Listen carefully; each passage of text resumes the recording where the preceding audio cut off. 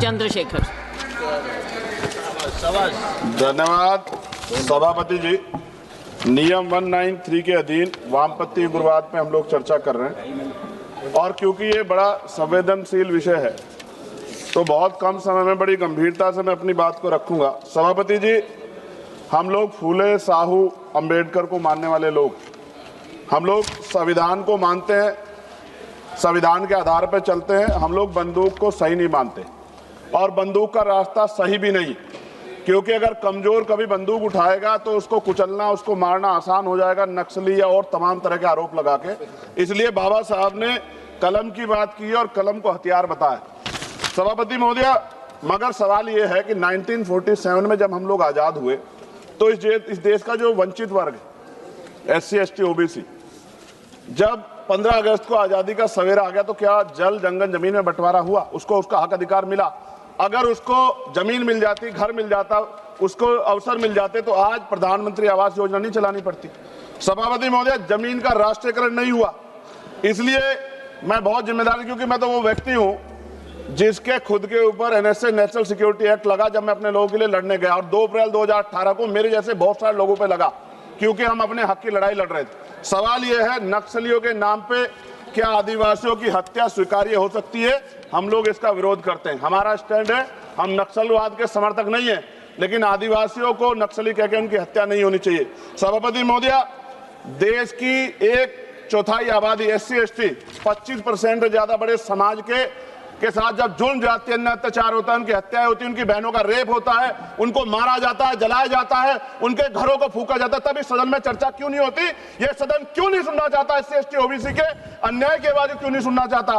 कितनी चर्चाएं होती हैं, आज हालात कितने सारे अलग अलग हैं, लेकिन चर्चा इतने बड़े 25% समाज पे क्यों नहीं होती, 52% OBC पे क्यों नहीं होती? सभापति महोदय, मैं तो मानता हूं, कुछ लोग फॉर्मेलिटी के लिए कहते हैं, अगर मैं आना होता मैं तो चर्चा के लिए चिल्लाता हूं कितनी बार, वरना तो SC, ST के लिए कोई चिल्लाता भी नहीं है। ये तो रिप्रेजेंटेशन है संविधान में।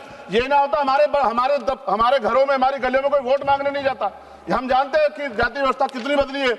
और एक हमारे सज्जन कह रहे थे कि जाति व्यवस्था की वजह से एक दलित ने छोड़ दिया नक्सलवाद को, लेकिन सवाल यह है, बाबा साहब अम्बेडकर ने भी ये धर्म छोड़ा था क्योंकि यहाँ जाति व्यवस्था खाई है, ऊंच नीच का भाव। सभापति महोदय, हमारे सम्मानित एक भाजपा के सांसद जवाब दे रहे थे बड़ी चिंता के साथ। सभापति, बहुत इंपॉर्टेंट है, आप सुनिए, बहुत इंपॉर्टेंट है ये।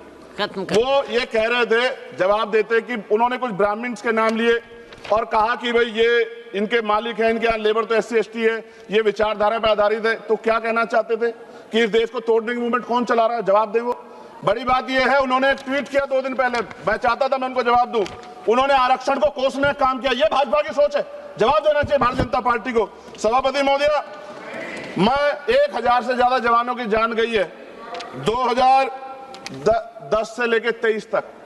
CRPF के जवान संसद की सुरक्षा करते हैं, बॉर्डर की सुरक्षा करते हैं। अभी असिस्टेंट कमांडेंट अजय मलिक की, उसका पैर उड़ गया, उनको प्रमोशन नहीं मिल रहा है। सुप्रीम कोर्ट उनके फेवर में थी, सरकार रिव्यू पिटीशन में गई, फिर उनके फेवर में थी। खत्म करूंगा 30 सेकंड में। सभापति महोदय, फिर भी बिल आ गया। मैं ये पूछना चाहता हूं, क्या एक CRPF, BSF जो CAPF के हमारे जवान है, क्या उनकी शहादत नहीं है? क्या उनको जो है शहीद का दर्जा नहीं मिलना चाहिए? उनको पुरानी पेंशन का लाभ नहीं मिलना चाहिए?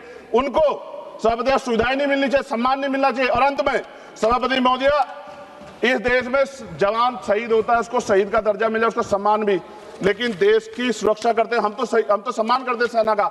सीवर में सफाई कर्मचारी मरता है, इतने आगे बढ़े हम लोग, उसके बच्चों को भी अपना पेट पालने के लिए कई तरह की मुसीबत गुजरना पड़ता है, कोई नहीं सोचता। सच ये है, इस देश में दलित आदिवासी आज भी गुलामी की जिंदगी जी रहे। सरकार उनके लिए कुछ सोचना नहीं चाहती। सरकार नहीं सोचेगी तो फिर से किसी वाद का जन्म हो जाएगा। इसका, इस अन्याय का, ये जो कठोर अन्याय है, जो सदियों की हिंसा पे आधारित, सदियों के भेदभाव पे आधारित है, इसका जवाब सदन को देना पड़ेगा। सभापति महोदय, नेपाल में नई सरकार बनी, उन्होंने कहा हम दलितों से सार्वजनिक रूप से माफी मांगेंगे कि जो हमने उनके साथ अन्याय किया।